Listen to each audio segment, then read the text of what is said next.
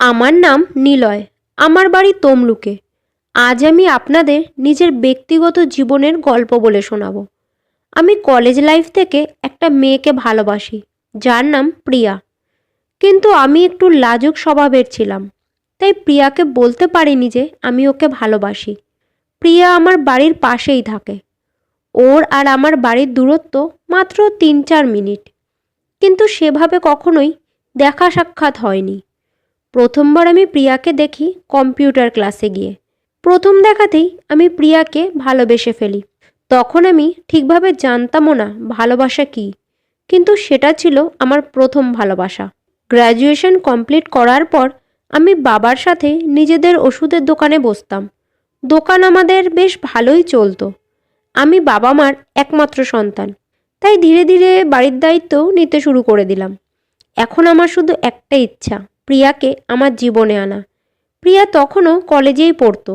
এখনও আমি ওকে নিজের মনের কথা বলতে পারিনি ঠিকই, কিন্তু কম্পিউটার ক্লাসে আসতে যেতে আমরা দুজনে বেশ ভালো বন্ধু হয়ে গেলাম।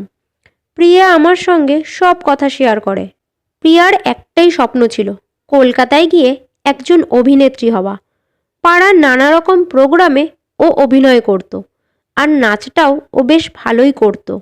যখনই আমরা দুজনে কথা বলতাম, ওর মুখে শুধু একটাই কথা, একদিনও অনেক বড় অভিনেত্রী হবে, আর বাড়িতে বসে আমরা সবাই ওকে টিভিতে দেখতে পাবো।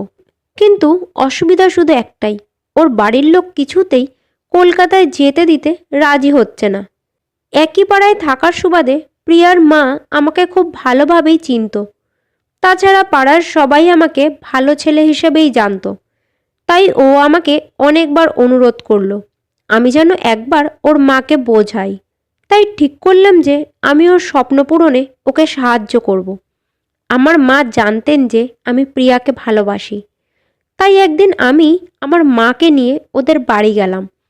তারপর অনেক বুঝিয়ে ওর পরিবারকে রাজি করালাম, আর তারপর আমি নিজেই ওকে কলকাতায় রেখে আসলাম।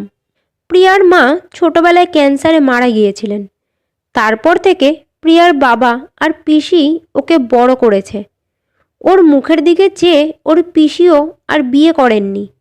মা হঠাৎ করে চলে যাওয়ায় প্রিয়া গভীরভাবে মানসিক আঘাত পেয়েছিল। ওর খাওয়া দাওয়া, এমনকি কিছুদিন কথা বলা পর্যন্ত বন্ধ হয়ে গিয়েছিল। সারাক্ষণ শুধু ও মাকে খুঁজে বেড়াতো। মায়ের মৃত্যুটা ও কিছুতেই মেনে নিতে পারছিল না। অনেক চেষ্টার পর ওকে এই মানসিক কষ্ট থেকে বের করে আনা সম্ভব হয়েছিল। তাই ছোট থেকেই পাড়ার সবাই প্রিয়াকে খুব ভালোবাসে। তখন আমিও ছোট ছিলাম, তাই এইসব কথা আমি আমার মায়ের কাছ থেকেই শুনেছি। এখন আমি চাই যে প্রিয়া তার স্বপ্ন পূরণ করুক, তাই আমি ওকে সব রকমভাবে সাহায্য করে যাচ্ছি। কিন্তু আমার পক্ষেও ব্যাপারটা অতটা সহজ ছিল না। শুধুমাত্র মায়ের সাপোর্টে এটা সম্ভব হয়েছে। প্রিয়া 3 বছর ধরে কলকাতায় আছে। আমি প্রায় রোজই ওর সাথে ফোনে কথা বলতাম, আর 2-3 মাস পর পর কলকাতায় গিয়ে ওর সাথে দেখাও করে আসতাম। মা বাবা আর আমার বন্ধু বান্ধব সবাই জানতো যে আমি প্রিয়াকে খুব ভালোবাসি। শুধুমাত্র প্রিয়াকেই এই কথাটা এখনো বলতে পারিনি। একদিন আমার বন্ধুরা বলল, এভাবে আর কতদিন তুই মনে মনে প্রিয়াকে ভালোবেসে যাবি? এবার তুই নিজের মনের কথাটা ওকে বল, যে তুই ওকে অনেক দিন আগে থেকেই ভালোবাসিস। আমিও ভাবলাম এবার সময় এসেছে নিজের মনের কথাটা ওকে জানানোর। একদিন রাত প্রায় 11টা, আমি প্রিয়াকে ফোন করলাম। প্রিয়া ফোনটা ধরে বলল, নিলয়, তুমি কোথায় আছো? আমি বললাম, প্রিয়া, আমি তো বাড়িতে আছি। কেন, কি হয়েছে? ও বলল, কিছু না। তারপরে কিছুক্ষণ কোনো আওয়াজ আসলো না। আমি কিছু বুঝতে পারলাম না। বললাম, প্রিয়া, আমি নিলয়। ও বলল, হ্যাঁ বলো। আমি বললাম, তোমাকে কিছু বলার ছিল। তারপর আমি বললাম, আমি তোমাকে ভালোবাসি প্রিয়া। সাথে সাথে প্রিয়াও বলল, আমিও তোমাকে ভালোবাসি নিলয়। ওর কথা শুনে আমার মনে হলো যেন ও এই কথাটারই অপেক্ষা করছিল। তারপরও বলল, আমি 4-5 দিন পরই বাড়ি ফিরছি। শুনে আমি তো খুব খুশি হয়ে গেলাম। তারপর অপেক্ষা করতে লাগলাম ওর বাড়ি আসার। ঠিক 4 দিনের মাথায় প্রিয়া ওর বাবা আর পিসির সাথে আমাদের বাড়িতে আসলো। সাথে একজন আঙ্কেলও ছিলেন, যিনি প্রিয়ার সাথে কলকাতা থেকে এসেছেন। তারপর ওর বাবা আমার মা বাবার সাথে আমাদের দুজনের বিয়ে নিয়ে কথা বলতে শুরু করলো। আমি একটু অবাক হলাম, কারণ প্রিয়া এই কথাটা আমাকে আগে থেকে বলেনি যে ওর বাবা আমাদের বাড়িতে বিয়ের কথা বলতে আসছেন। যদিও আমার মা এই সম্পর্কটার ব্যাপারে আগে থেকেই জানতেন, কিন্তু আমি এটা জানতাম না যে আমার বাবা রাজি হবেন কিনা। ওনারা চলে যাওয়ার পর আমিও দোকানে চলে গেলাম। বাবা বাড়িতেই মায়ের সাথে কথা বলছিলেন। রাতে যখন আমি বাড়ি আসলাম, মা আমায় ডেকে বললেন, 3 দিন পর তোদের বিয়ে। আমি একটু অবাক হয়ে জিজ্ঞাসা করলাম, এত তাড়াতাড়ি? মা একটু রাগ করে বললেন, এটা তো তোদের আগে ভাবা উচিত ছিল, এখন তো তাড়াতাড়ি করতেই হবে। আমি মায়ের কথা ঠিক বুঝতে পারলাম না। তাছাড়া লক্ষ্য করলাম বাবা আমার সাথে ঠিক করে কথা বলছেন না। তবে আমি খুব খুশি ছিলাম যে আমাদের বিয়ে হচ্ছে। এত তাড়াতাড়ি কেন বিয়েটা ঠিক হলো সেই বিষয়ে আমার খুব একটা কৌতূহল ছিল না।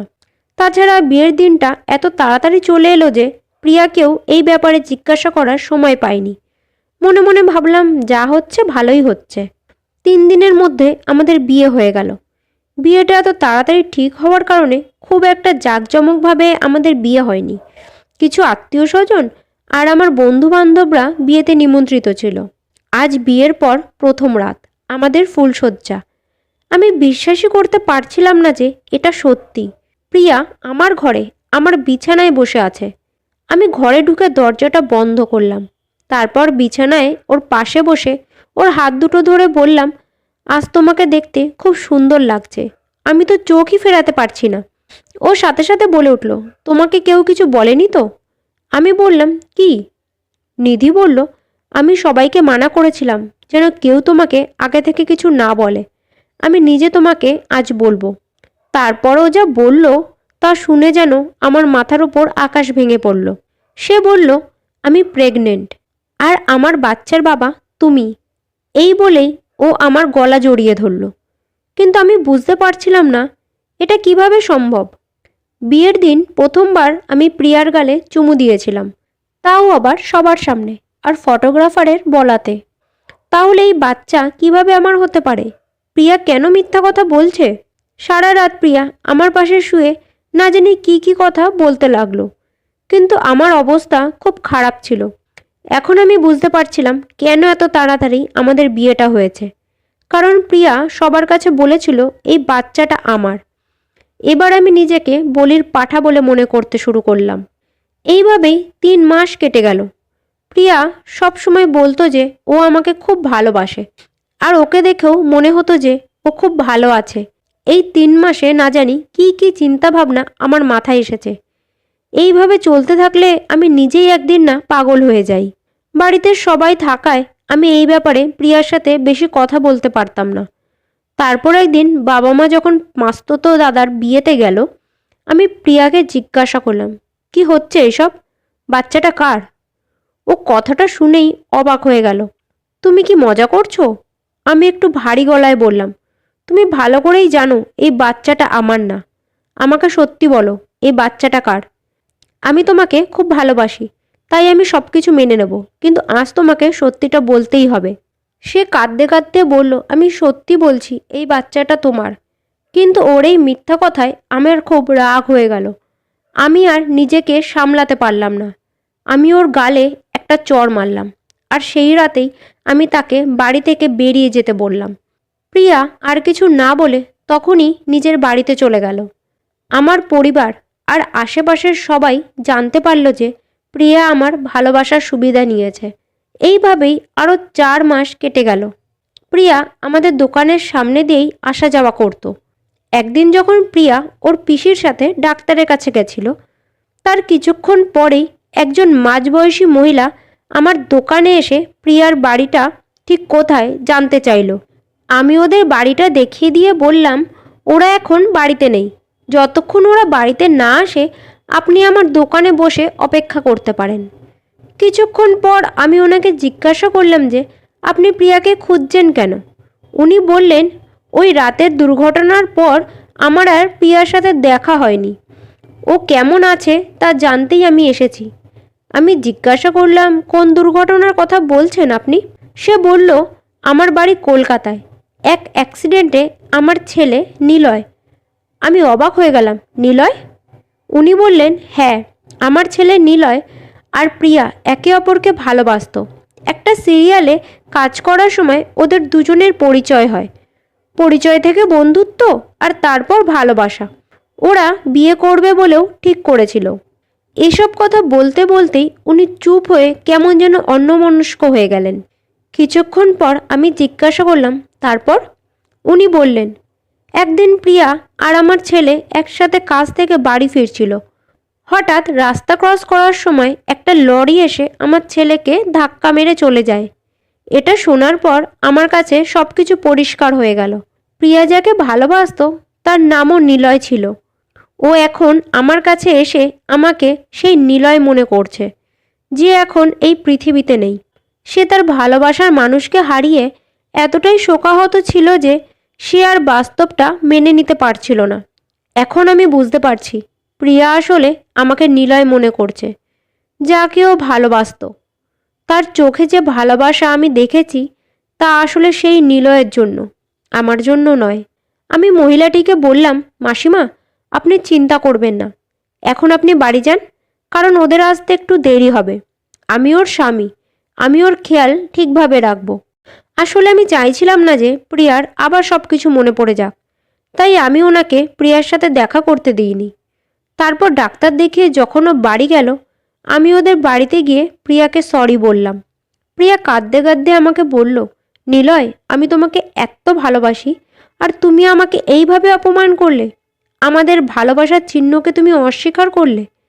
আমি ওর হাত দুটো ধরে বললাম, এরকম ভুল আর কখনো হবে না, এইবারের মতো আমাকে ক্ষমা করে দাও।